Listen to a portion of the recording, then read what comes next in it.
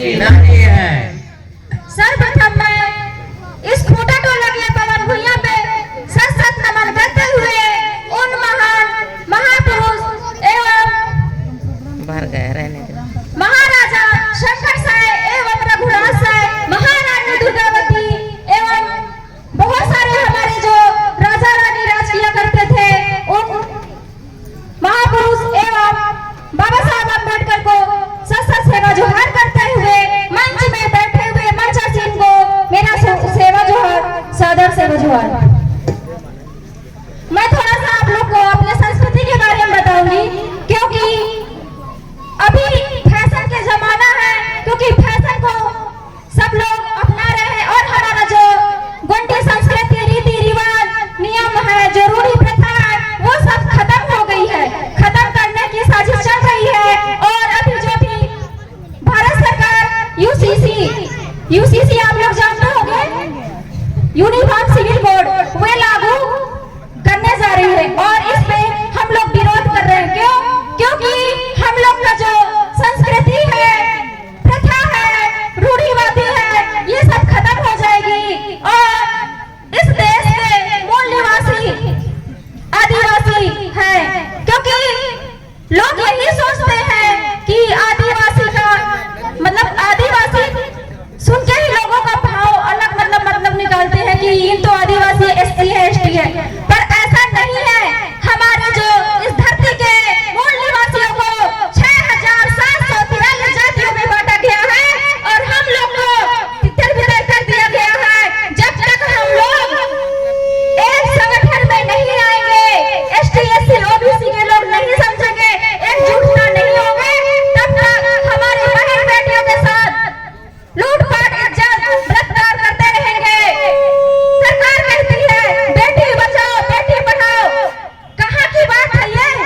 जब रोड में नंगा घुमाया जाता है बेटियों को और आप लोग घर से नहीं निकल रहे हैं, क्योंकि इस पे हम लोग अभी ज्ञापन देने जा रहे थे कलेक्टर ऑफिस में। मैं महिलाओं को जो स्वास्थ्य कर्मी आशा करता है या आंगनबाड़ी कार्यकर्ता या गांव में जो भी समूह की महिलाएं हैं, उन लोगों को मैं बहुत सारे लोगों को समझाई कि हमें यहाँ पे हमारे साथ हत्याकांड हो रहा है, अत्याचार शोषण हो रहा है, उस पर हमें आवाज उठाने की जरूरत है।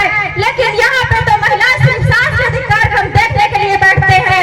इसलिए हम चाहते हैं कि आप लोग जागरूक होइए और अपने समाज, अपने अधिकार हक के लिए लड़ाई लड़िए, ना कि हम 2000 या किसी 1000 के लालच में जाकर फ्री में खाने की जिसकी आदत हो जाती है वो वही जाता है। आज मैं बहुत सारे आशा कार्यकर्ता या कोई भी कर्मचारी है जो मेरे संपर्क में है, उनको मैं फोन कर करके 3 दिन से बोल रही थी कि दीदी आप लोग वहां मत जाइए, क्योंकि अभी जो सरकार आ रही है वो सिर्फ अपना राजनीतिक माहौल बनाने के लिए आ रही है और उस पे हमें नुकसान है। आज हम लोग लालच में आएंगे, कल पछताएंगे। इसलिए आप लोग को समझना है। यहाँ मैं देख रही हूँ महिलाओं की संख्या घटती जा रही है और अभी फुल हो गई थी कुछ देर पहले, तो मैं ज्यादा से ज्यादा महिलाओं को जगाने का प्रयास करती हूँ। मैं एक छात्रा हूँ और अभी मेरा MSW कंप्लीट हो चुका है और मैं सोच रही हूँ कि मुझे नौकरी नहीं, क्योंकि नौकरी करने के लिए नौकर बनने के लिए पढ़ाई मत करिए, नौकर बनने के लिए पढ़ाई मत करिए। आप मालिक थे और मालिक बनने के लिए पढ़ाई कीजिए, मालिक बनने के लिए पढ़ाई कीजिए। आप लोग सभी महिलाओं को अभी जो भी कांड हुआ है उसके लिए आपको आवाज उठाने की जरूरत है, लेकिन आप लोग उस चंद पैसों के लिए फ्री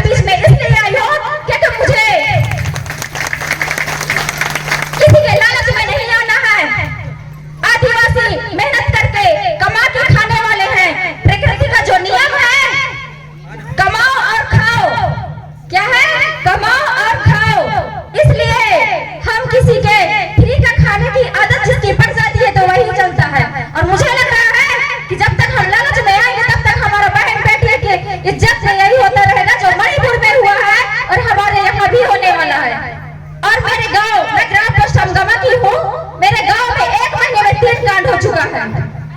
10 साल की लड़की के साथ बलात्कार हुआ, लड़का जेल में है, लेकिन गांव की महिला का संगठन नहीं है। क्यों? क्योंकि 1000 रुपए पा रहे हैं महिला लोग, इसीलिए महिला लोग दबा दिया जाता है। 29 साल की महिला के साथ रेप हुआ, बलात्कार हुआ, उसका मर्डर भी हो गया, उसका पोस्टमार्टम रिपोर्ट नहीं दिया गया। जब मैं अकेले थाने में गई तो बोल दिया गया नॉर्मल है। क्यों? जब नॉर्मल है, बलात्कार होता है तो ऐसा क्यों? क्योंकि हर जगह, चाहे वो स्वास्थ्य विभाग हो या तो पुलिस थाना हो या मीडिया हो, हर चीज सिर्फ पैसे में बिक जाती है। कल मैं पोस्टर बनवाने गई थी, कहाँ? Computer centre Anuppur. मैं बोली मुझे बनवाना, स्टूडेंट का एक बैनर बनवाना है, मैं अपने टीम को भी लेके आने वाली थी यहाँ पे, लेकिन हॉस्टल की जो मैडम है उनकी ड्यूटी भी वही लगी है जहाँ सीएम सर आए हैं, लेकिन मैडम ने परमिशन नहीं दी कि नहीं जाएंगे हमारे बच्चे, क्योंकि उनको भी अपनी नौकरी की परवाह है, डर है कि नौकरी से हटा दिया जाएगा, इसलिए। तो फिर मैं बोली नहीं, मैं अपने स्टूडेंट टीम से अकेले आई हूँ। एक लड़के को भी प्रशस्ति पत्र मिलना था, अभी शायद वो भी नहीं आया है। तो इसलिए जब तक डरेंगे तब तक डराया जाएगा, जब तक डरेंगे तब तक डराया जाएगा। इसलिए आप लोग अब लीडर बनिए, किसी को डरने की जरूरत नहीं है। जब तक हम लोग आगे नहीं आएंगे तब तक हमारे साथ शोषण, अत्याचार, बलात्कार होते रहेगा। इसलिए आप लोगों से अनुरोध है कि आप मेरा साथ दीजिए और महिलाओं को आगे लाइए। महिला ही, क्योंकि महिला का ही एक निर्जन है जो लालच में आ जाके, अगर एक महिला सुधर जाती है तो पूरा समाज सुधरेगा, हम लोग गारंटी लेते हैं। लेकिन महिला पीछे रहेंगे तो कोई समाज नहीं सुधर पाएगा। इसलिए महिलाओं को मंच में आने की जरूरत है, दहाड़ने की जरूरत है, क्योंकि जो शिक्षा प्राप्त कर लिया है और महिला ही पीछे रह जाती है। महिलाओं के साथ अत्याचार, शोषण होता है, लेकिन महिला आवाज नहीं उठाती है। क्यों? ऐसा क्यों होता है बताइए। सर्वप्रथम कितने सारे बैठे लोग हैं, आप लोग कर्मचारी, मैं सबकी रिस्पेक्ट करती हूँ, क्योंकि बोला जाता है भारत में सर्वप्रथम शिक्षिका महिला कौन थी? सावित्रीबाई फुले ना। फिर बोलते हैं, क्यों बोलते हैं? ज्ञान की देवी किसको मानते हैं? ज्ञान की देवी सरस्वती माता को मानते हैं। क्यों? जब भारत में सर्वप्रथम शिक्षिका महिला सावित्रीबाई फुले है तो फिर सरस्वती देवी क्यों?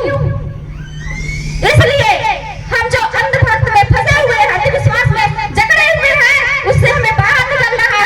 एसटी, एससी, ओबीसी को एक सूत्र में बनना है और हमें सरकार बदलने की जरूरत है। तब हमारा जो भी हो रहा है वो शायद हमें मिल सकता है, हमारा रोजगार मिल सकता है, हमको चैन की नींद आएगी। मैं अपने समाज के लिए सोचती हूँ, समाज मतलब अपने कास्ट के नहीं, एसटी, एससी, ओबीसी के लिए हम एक सूत्र में बनना चाहते हैं। लेकिन लोगों का यही रहता है कि अब तो गुंडवाना वाले हो, गोंड जाति के लोग को लेकर चल रहे हो। तो मैं बोली ऐसा नहीं है, लोग नहीं समझ, जिस दिन समझ जाएंगे ओबीसी के लोग कि हम एसटी, एससी एक समान, भारत देश के एक समान है, क्योंकि मूल निवासी है। इसीलिए अभी हमारे दादा बोल रहे थे ना कि एसटी, एससी, ओबीसी मूल निवासी है भारत के। अगर आपको मूल निवासी बनना है तो आदिवासी बनना होगा, अपने संस्कृति को बचाना होगा, क्योंकि अभी मैं जो पढ़ती हूँ ना, ये